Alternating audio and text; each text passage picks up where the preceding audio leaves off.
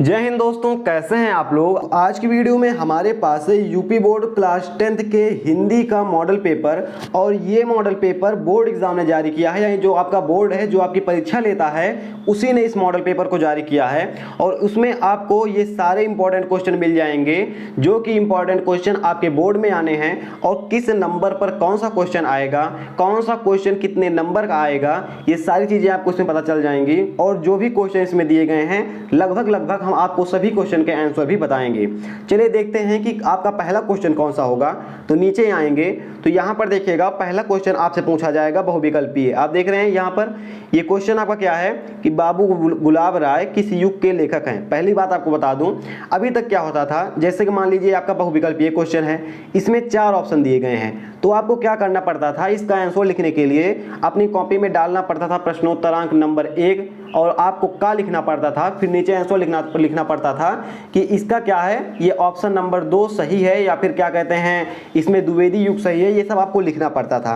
लेकिन अब आपको लिखना नहीं है, अब आपको आपकी परीक्षा में जो पहले 20 अंक हैं उसके लिए आपको दिया जाएगा OMR शीट, और आपको इसी OMR शीट पर गोली गोली करके आपको बताना होगा। जैसे पहले का चौथा सही है तो उसमें लिखा रहेगा, ऐसे लिखा रहेगा 1, और उसके सामने से 4 गोली बने रहेंगे, ठीक है, ऐसे 4 बने रहेंगे, इस पर लिखा रहेगा A, फिर B, फिर C, फिर D, ऐसे लिखा रहेगा। अब इसका देखिए, इसका क्या सही है, इसका द्विवेदी युग सही है दूसरा। तो आपको क्या करना पड़ेगा, कुछ नहीं करना है, सिंपल सा आपको जो B वाला है इस पर ऐसे ऐसे आपको क्या करना है, गोला कर देना है, ठीक है। जैसे मान लीजिए B सही है तो हमने क्या कर दिया, यहाँ पर गोला कर दिया। अब देखिएगा आप, तो यहाँ पर ही हमने B गोला कर दिया, तो हमसे जो है ये B वाला जो आंसर है ये हमारा सही माना जाएगा।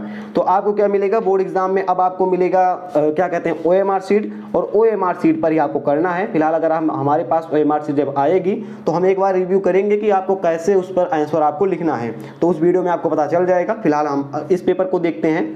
दूसरा क्वेश्चन क्या है, दूसरा क्वेश्चन है चिंतामणि किस विधा की रचना है। तो आचार्य रामचंद्र शुक्ल जी का ये निबंध है एक, ठीक है। तीसरा क्वेश्चन देखते हैं हम।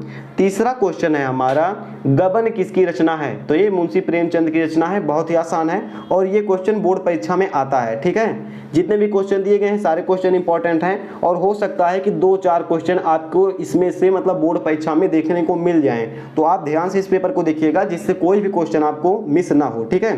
ये कौन सा क्वेश्चन है, शुक्ल युग की समयावधि क्या है। तो 1919 से 1938 तक इसकी समयावधि है। कुछ किताबों में 1922 से इसे दिया गया है, तो दोनों सही है, कोई भी आप लिख सकते हैं। अगला क्वेश्चन है 5वां क्वेश्चन, नीड़ का निर्माण फिर से, ये क्या है। तो ये है आत्मकथा। क्या है, नीड़ का निर्माण फिर से, ये आत्मकथा है, इसको आप जानिएगा। अगला क्वेश्चन क्या है हमारा, प्रिय प्रवास किस युग की रचना है। क्या है, प्रिय प्रवास किस युग की रचना है। तो इसका आंसर है द्विवेदी युग की रचना है। और ये किसका है, तो ये एक महाकाव्य है अयोध्या सिंह उपाध्याय का।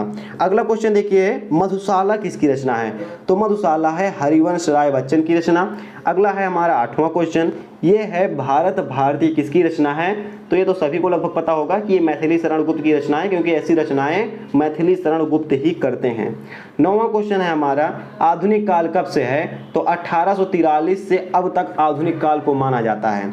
अगला 10वां क्वेश्चन क्या है हमारा, ये क्वेश्चन है हमारा, मतीराम किस युग के कवि हैं। आदिकाल, रीतिकाल, भक्तिकाल, 4 ऑप्शन आपको दिए गए हैं, इसमें राइट आंसर है आपका कौन सा। तो आपका राइट आंसर है रीतिकाल, ठीक है, ये आपका राइट आंसर है, इसे आप गूगल पर सर्च भी कर सकते हैं।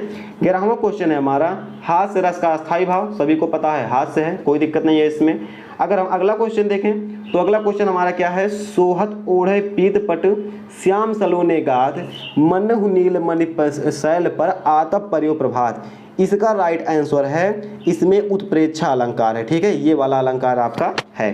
अगला क्वेश्चन हम देखते हैं, रोला में छंद में कितने चरण होते हैं। तो रोला छंद में आपके 4 चरण होते हैं, प्रत्येक चरण में 24-24 मात्राएं होती हैं।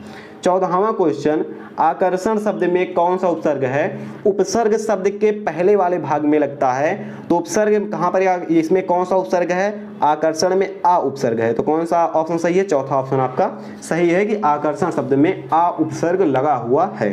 15वां क्वेश्चन हम देखते हैं, प्रत्यय के कितने भेद होते हैं। इसका राइट आंसर है प्रत्यय के 2 भेद होते हैं, ठीक है। अगला क्वेश्चन, पीतांबर में कौन सा समास है? तो पीतांबर मतलब पीला है जिसका अंबर, अर्थात इसमें बहुब्रीहि समास है, अर्थात इसका राइट आंसर क्या हो जाएगा? श्री कृष्ण। ये किसको डायरेक्ट कर रहा है, इनडायरेक्ट बता रहा है, तो श्री कृष्ण इसका राइट आंसर हो जाएगा। अगला हम देखते हैं क्वेश्चन। अगला क्वेश्चन है, आंसू का तत्सम रूप है? तो आंसू को अश्रु बोलते हैं। क्या बोलते हैं? अश्रु बोलते हैं। अगला क्वेश्चन है हमारा, यण संधि का सूत्र क्या है? तो ईगो यणच है, बताने की जरूरत नहीं है इसको, और मुझे लगता है आपको पहले से पता होगा। फलस शब्द में वचन और विभक्ति बताइए। ठीक है, फलस शब्द में वचन और विभक्ति बताइए, तो इसमें क्या हो जाएगा, इसको आप हमें कमेंट करके जरूर बताइएगा, क्योंकि देखिए फल का, राम का और ये सब जितना है, नदी का, ये शब्द रूप आपको याद रहना चाहिए। तो 4 ऑप्शन है, 1, 2, 3 और 4। आप कमेंट कीजिएगा कि इसका कौन सा सही आंसर है। अगर आपका कमेंट सही निकलता है तो उसको हम पिन कर देंगे। तो फिलहाल हम देखते हैं अगला 20वां क्वेश्चन हमारा। ये क्वेश्चन है, आपठत धातु में क्या है हमारा? आपठत धातु में वचन और पुरुष है, तो इसका राइट आंसर हो जाएगा प्रथम वचन एक पुरुष है। ठीक है, प्रथम वचन एक पुरुष। अगला क्वेश्चन देखिए, इतना हो गया हमारा। अब हम देखते हैं ये जो हमारा 21वां क्वेश्चन या पहला क्वेश्चन आप बोल सकते हैं। अभी तक हमने 20 नंबर क्वेश्चन किए, और ये 20 नंबर के क्वेश्चन आपको किस पर करने हैं? OMR शीट पर करने हैं। जितना क्वेश्चन अभी आपने देखा, आपको अभी कॉपी पर कलम नहीं चलाना है। अब जितना हम देखेंगे, इसको आपको अपनी बोर्ड परीक्षा की कॉपी में लिखना है, यानी कि अपने हाथ से लिखना है। OMR शीट का इसमें कोई रोल नहीं है। तो ये क्वेश्चन कौन सा है? ये क्वेश्चन आपका 6 नंबर का है। ये बोल रहा है, निम्नलिखित गद्यांश पर आधारित 3 प्रश्नों का उत्तर दीजिए। ठीक है, 3 प्रश्नों का उत्तर दीजिए, और पूछा भी 3 ही क्वेश्चन गया है। ठीक है, आपको क्या करना है, सबसे पहले क्या बोल रहा है, उपर्युक्त गद्यांश का संदर्भ लिखिए। दूसरा क्या बोल रहा है, गद्यांश के रेखांकित अंश की व्याख्या कीजिए। और तीसरा क्वेश्चन आपका क्या बोल रहा है कि लेखक के अनुसार समाज के लोग एक दूसरे से क्यों आकर्षित होते हैं। तो इसका तो आंसर आपको इस गद्यांश में मिलेगा। फिलहाल देखिए, अगर आप इसे पढ़ेंगे तो यह कोई बात नहीं है कि एक स्वभाव और एक रुचि के लोगों में ही मित्रता होती है। तो मित्रता शब्द इसमें आ गया। इसका राइट आंसर है कि क्या है आपका मित्रता, इसका जो नाम है इस लेसन का मित्रता नाम है। इसके लेखक आपको पता है, पहला लेसन है, तो इसको आपको लिख देना है। अगला देखेंगे आप, हे भगवान तब के लिए विपद के लिए इतना आयोजन क्यों? इसको अगर आप देखेंगे तो यहाँ पर ममता शब्द है, तो ये ममता है जयशंकर प्रसाद की। इसका भी आपको पता है, लगभग तीसरा लेसन है आपका। अगला क्वेश्चन है आपका, यहाँ पर देखेंगे, दिए गए पद्यांश में आधारित 3 प्रश्नों के उत्तर दीजिए। चरण कमल बंदो हरिराई, जाकी कृपा पंगु गेलंग, अंधन को सब कुछ दर्शाई, बहिरों सुने गूंग पुनि बोले, रंग चले सिर छत्र धराई, सूरदास स्वामी करुणा में बार बार बंदों तिह पाई। इसमें जो है क्या किया गया है, श्री कृष्ण जी की, यानी जो भगवान श्री कृष्ण हैं उनकी लीला बताई गई है। और ये है आपका, अगर आप इसको पहला क्वेश्चन का आंसर देखेंगे तो पहला क्वेश्चन है क्या है कि इसका संदर्भ लिखना है। तो सूरदास जी का पद्य है, इसको आप संदर्भ लिखिएगा। आने वाली वीडियो में बताएंगे आपको कि संदर्भ कैसे लिखते हैं, प्रसंग कैसे लिखते हैं, व्याख्या कैसे लिखते हैं, कैसे आप 6 नंबर इसको पूरा पाएंगे, सारी चीज़ें आपको बताएंगे। दूसरा क्वेश्चन है रेखांकित अंश की व्याख्या। तो मैंने आपको पहले बोल दिया कि इसमें श्री कृष्ण की महिमा का वर्णन किया गया है। बताना है कि इनकी महिमा से जो बहरे होते हैं वो गूंगे होते हैं, बोलने लगते हैं, बहरे होते हैं, सुनने लगते हैं, जो लंगड़े होते हैं वो चलने लगते हैं। तो उनकी महिमा अनंत है। और सूरदास जी क्या करते हैं, उनकी बार बार उनके चरणवत कमलों की वंदना करते हैं। तो ये सब चीज़ें आपको इसमें बतानी है। अगला क्वेश्चन हम देखेंगे, यहाँ पर देखिएगा, सुनी बैन सुधारस बैन सुधारस, सुनी सुंदर बैन सुधारस साने।